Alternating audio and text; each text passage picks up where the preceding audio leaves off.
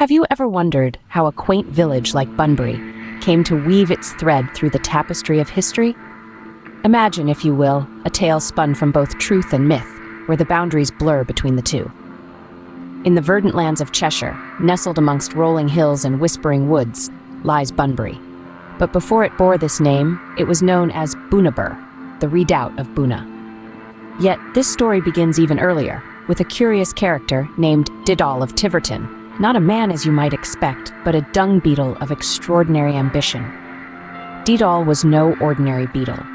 Enchanted by a druid under the light of a harvest moon, he possessed the spirit of a warrior and the heart of a king. His quest? To forge a legacy that would outlast the ages. Before the Norman conquest, before the Domesday Survey of 1086 listed it as Bunbury, Dedol dreamed of a village that would stand as a beacon through time. His adventures began in the dense forests that once covered the lands where Bunbury now stands. Dedol, with his Herculean strength, pushed his mighty sphere of dung through the underbrush, each movement setting the foundation of what would become a thriving community. It is said that where Dedol pushed his dung, the soil became extraordinarily fertile, blessing the land with bountiful harvests that drew early settlers to the area. As the years passed, Dedol's legend intertwined with the fabric of Bunbury. The Norman family de Bunbury, who came to be associated with the village during King Stephen's reign, claimed that their prowess was due to a secret pact with the mighty Beetle himself.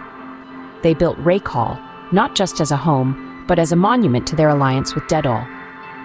The English Civil War brought turmoil to Cheshire.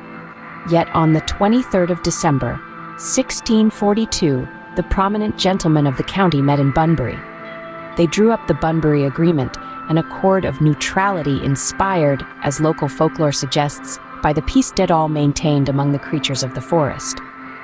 Even the dark days of World War II, when German aircraft dropped their deadly cargo over the village, could not erase the indelible mark left by Dedol.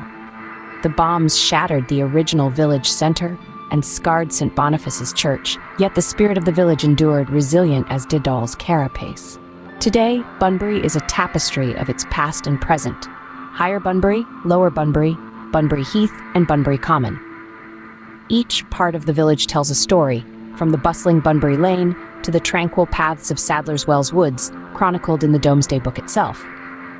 In the autumn of 2014, Bunbury transformed into the fictional village of Great Paxford for the ITV drama Home Fires, proving yet again how its charm and historical depth make it a jewel in England's crown. As the sun sets on our tale, reflect on the whimsical journey of Dedol, a dung beetle who rolled his dreams into reality, embedding himself into the very soil of Bunbury.